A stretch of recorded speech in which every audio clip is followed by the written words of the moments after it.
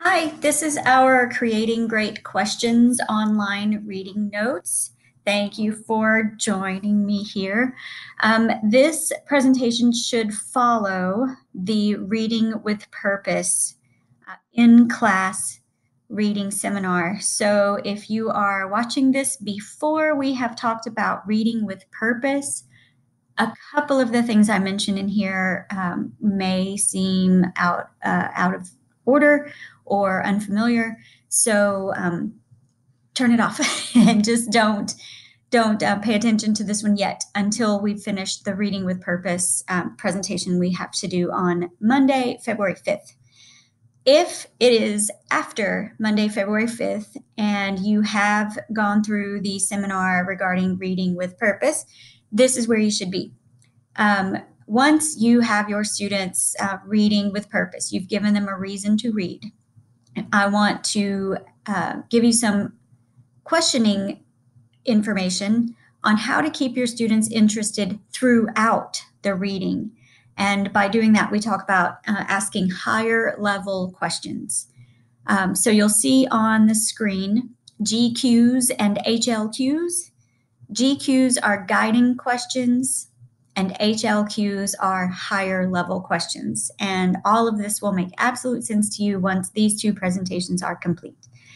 Our purpose for this presentation is to get you thinking about how asking HLQs before, during, and after reading help your students. And again, if you remember from your reading processes presentation, the goal for reading is comprehension. So we want to ask questions, keep the students interested in reading by asking questions about the reading before, during, and after it, so that the students have a deeper comprehension of what they're reading when they're done. Because we would have talked about guiding questions during the Reading with Purpose presentation in class, here I want you to reflect on that. Even if you have your notes from that day's seminar in front of you, I want you thinking about 3 characteristics to remember, or that I want you to remember about guiding questions. Why are they important? Why do we use them? Here's where I get into theory. Why do we use guiding questions? Think about that before we get started in the remainder of our presentation. Beyond the guiding question, once you've set your guiding question, there's going to be a need for more questions. And I'm thinking specifically when it comes to your read aloud. When I modeled the read aloud for you, you might remember that I had sticky notes in my book where I would stop and ask a question or think out loud as I was reading. That's purposeful. I'm doing that because this is where I want to stop and give the students a pause and have them thinking about what they've just heard, whether it's to ask a question about what they've heard, or whether the students see that I'm modeling the connection that I'm making to the story. Because remember, your read aloud is going to, the teak for the read aloud that you're going to create is based on making connections. So I need to show the students that I'm making a connection to the story. So here's what we're doing when we do that. We're just creating great questions for the students to stay involved in the story. So there are questions to ask before, during, and after reading. You'll also want to brainstorm think aloud statements. So as you're reading the book, your reading processes are going off and your cues are going off and you're thinking about things and asking questions. Stop there and just think out loud as to what you've just read. Make your connection and make it out loud with the students. So you're not only asking questions, but you're also getting involved in the story by thinking about out loud what you've just read. Some suggested think aloud stems are the ones listed here. Again, if you just think as you're reading through a children's book, there's something that comes up and you might want to pause and say, oh my, this reminds me of a time when I, You're making a personal connection to the story. You're stopping your reading to specifically connect to that piece of the reading. The students are going to see that, and that's a strategy that you're teaching them explicitly, which helps them enjoy reading and comprehend better. Higher level questions simply promote a deepening of comprehension. There are a series of questions that you ask specifically based on what you're reading that help the students get deeper into the story, make connections, and better comprehend.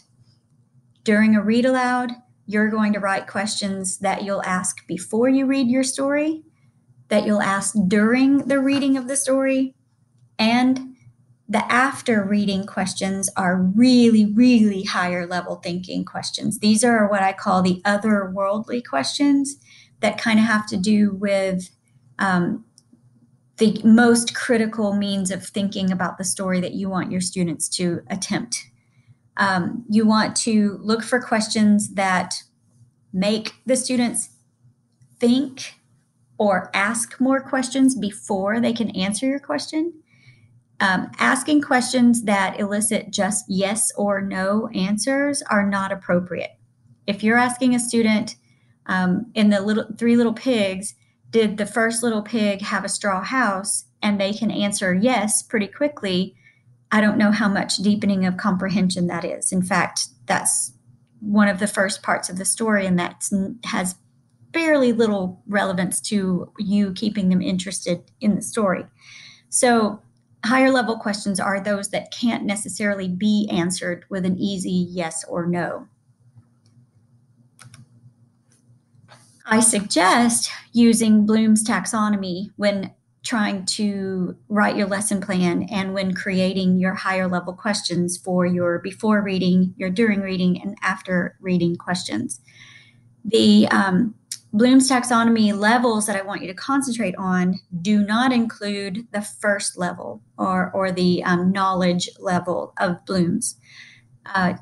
Definitely consider using the taxonomy over comprehension even. Comprehension is going to be still a little simple, and the answers to those questions can be found right there on the page, and you don't really want them to do that either. So you want the students thinking about application or analysis or synthesis or evaluation. These are great. In order to create these questions, thinking of Bloom's taxonomy helps you think about the depth of the questions, and sometimes they're hard to create. So I'm going to give you just a little bit of information about some stems that you can use, and I'll hand those out to you in class. I thought I had it up here on my screen, and I must have deleted it. Actually, let me try one more thing here. Nope, I must have deleted it. I will hand those to you in class.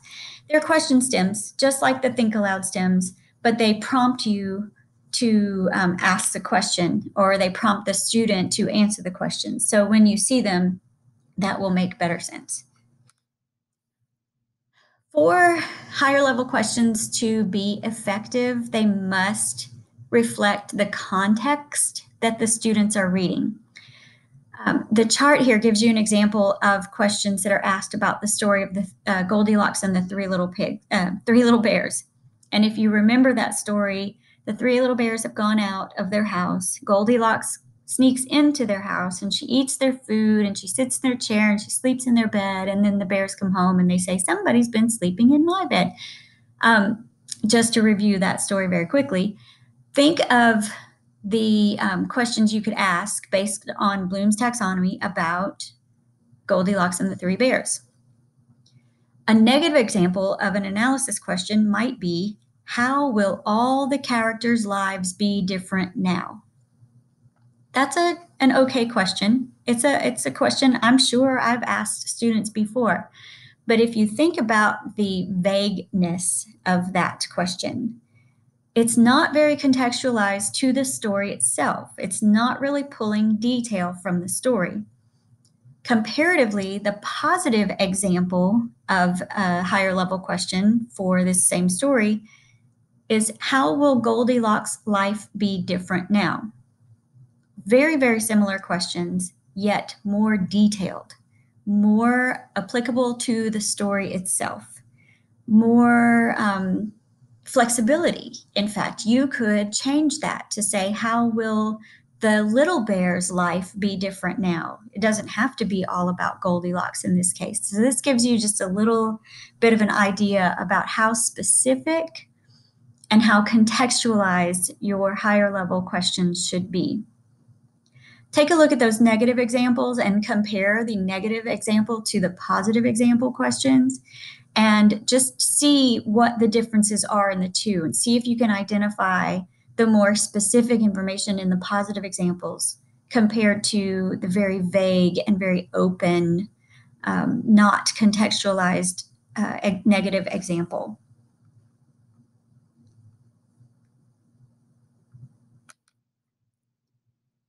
Before you complete a read aloud to your class, and while you are setting up your questioning for your read aloud, here are some suggestions for things that you should do.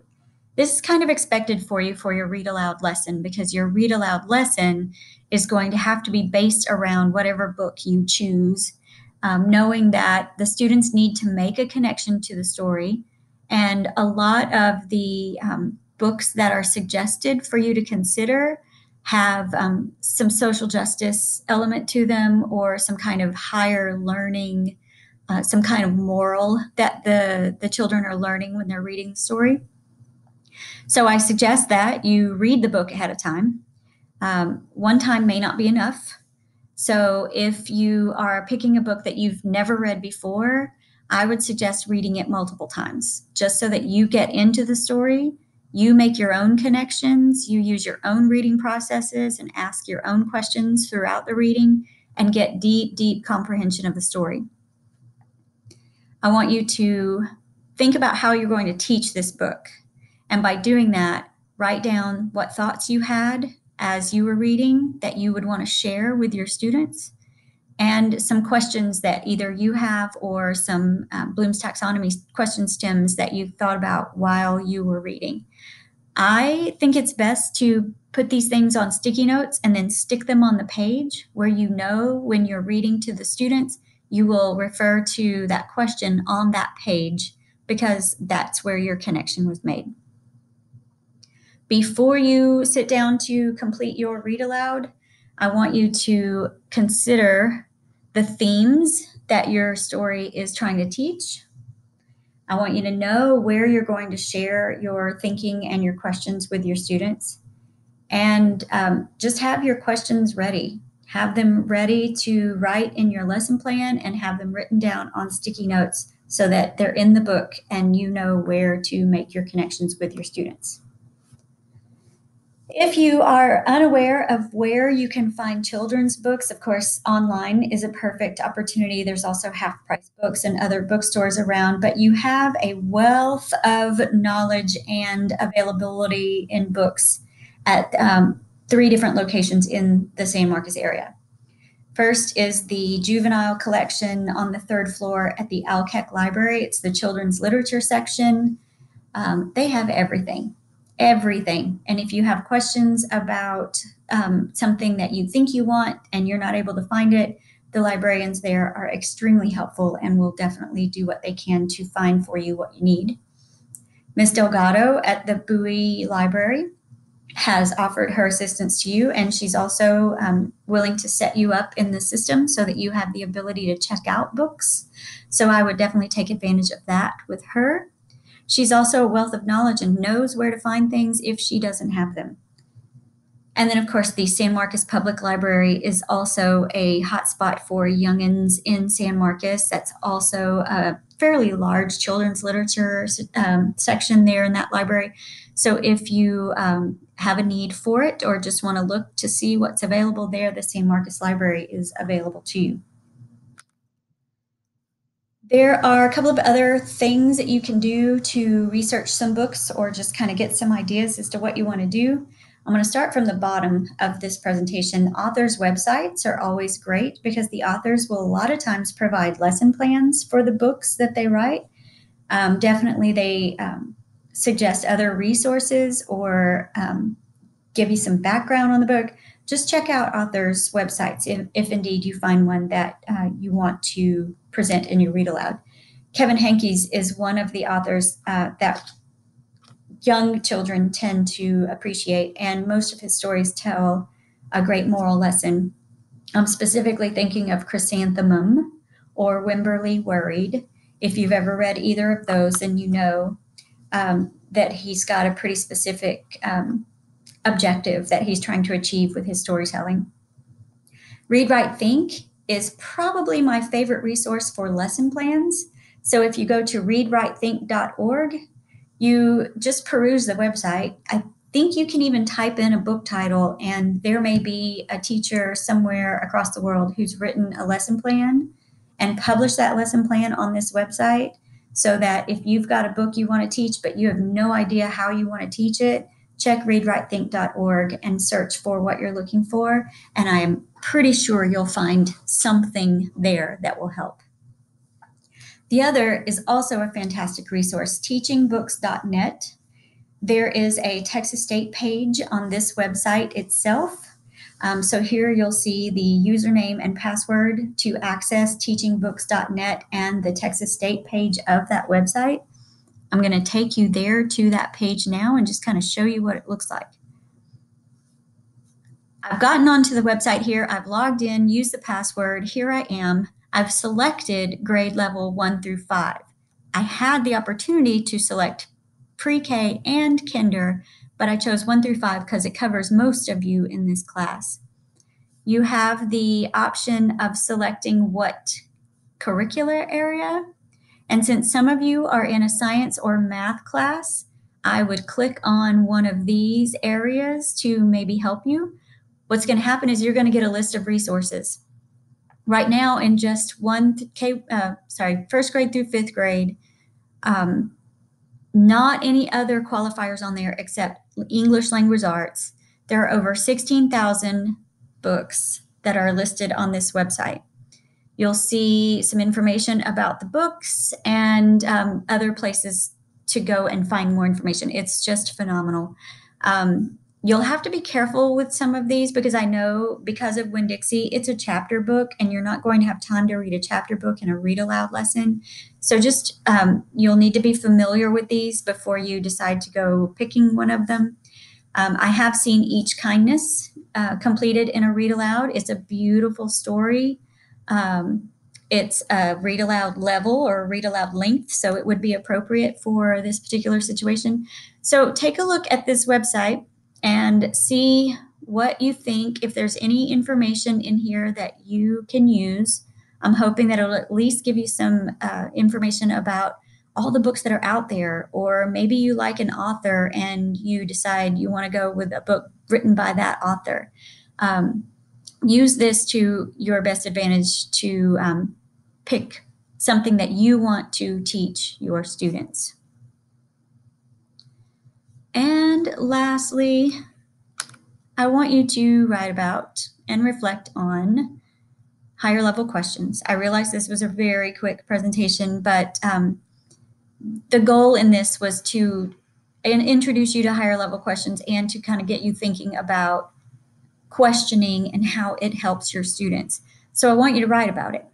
How will asking higher level questions before, during, and after reading help your students? Just a quick paragraph about what you think, any thoughts that you had as you were going through this presentation, any books that you're interested on teaching, and what kinds of questions you may want to answer or ask. Just reflect on this and let me know what you're thinking about this.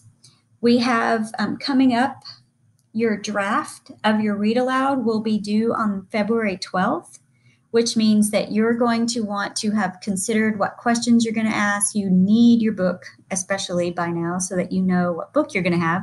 Questions can't happen until you know which book. So have your thoughts ready by the time we finish this presentation about higher level questions, and be sure to check out your book or have a book ready so that we can start creating your lesson plan. We will work on drafting your lesson, or at least looking over what you've drafted on February 12th. And you can share your ideas and information with your teammates on that day so that we make sure everybody's on the same page and has a well-written, meaning, deeply thoughtful read aloud lesson. Thanks for your time.